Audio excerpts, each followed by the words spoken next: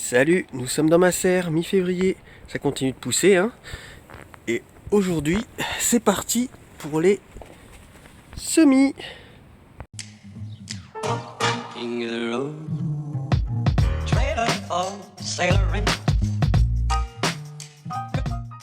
Alors, qu'est-ce que je fais pousser au potager mi-février?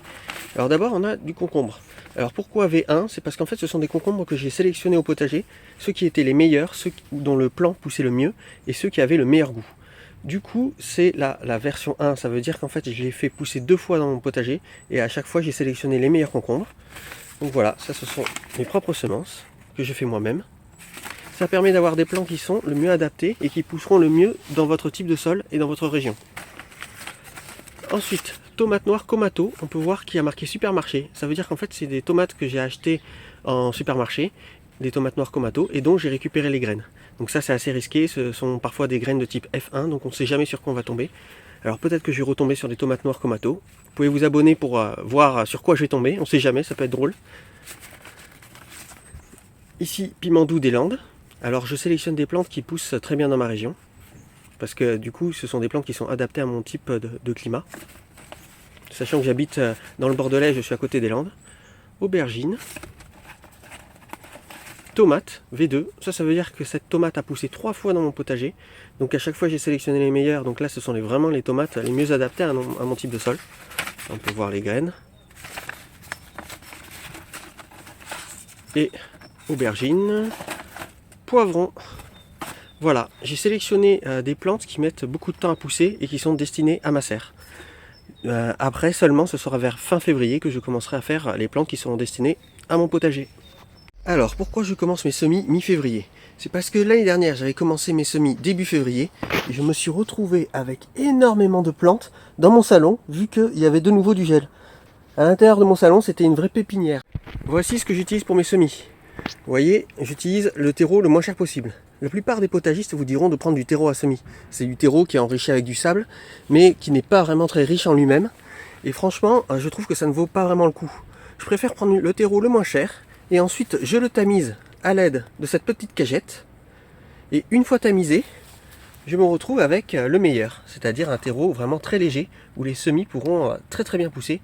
Pas besoin de se ruiner en achetant du terreau à semis. Surtout que moi j'utilise ce type de mini-serre. Vous voyez, c'est une mini-serre qui sert uniquement pour la levée.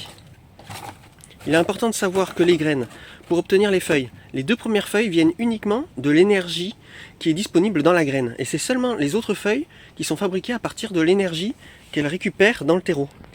Donc on n'a pas forcément besoin d'avoir un terreau de malade mental pour la lever. Juste un terreau bas de gamme suffit. Une fois tamisé, les gros débris, vous voyez comme celui-là, qui est très très gros, mais tout ça vous ne le jetez pas, vous le mettez au potager. Il va continuer à se décomposer dans le potager.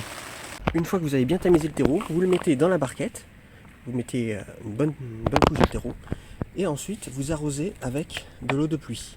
Utilisez toujours de l'eau de pluie pour les semis, c'est ce qu'il y a de mieux. Alors ça c'est une bouteille d'arrosage de semis que j'ai fabriquée moi-même.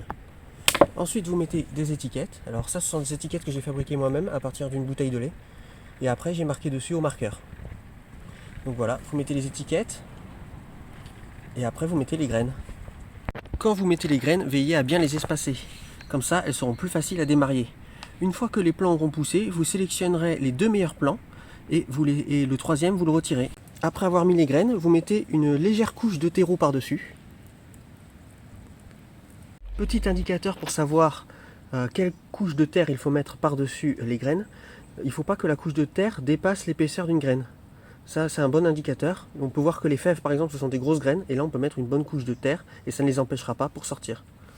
Voilà, un très léger petit coup d'arrosage pour finir. Il ne vous reste plus qu'à mettre la barquette à l'intérieur de la mini-serre. À la fin, j'ai placé ma mini-serre sous une lampe de bureau de récupération dont j'ai changé l'ampoule. J'ai installé une ampoule de croissance de plante de 80 watts minimum. Ainsi, cette ampoule me permettra d'éviter que mes semis filent quand les graines germeront et en plus, ça permettra de garder une température adéquate pour la germination. Je vous recommande quand même d'ouvrir de temps en temps la mini-serre pour éviter qu'il y ait trop d'humidité à l'intérieur et que les semis se mettent à pourrir. Si tu veux découvrir ce que va donner ma graine de tomate noire Komato, si elle va m'en donner une vraie tomate noire Komato ou si elle va me donner une tomate farfelue, je t'invite à t'abonner et à liker cette vidéo si elle t'a plu. Allez, ciao!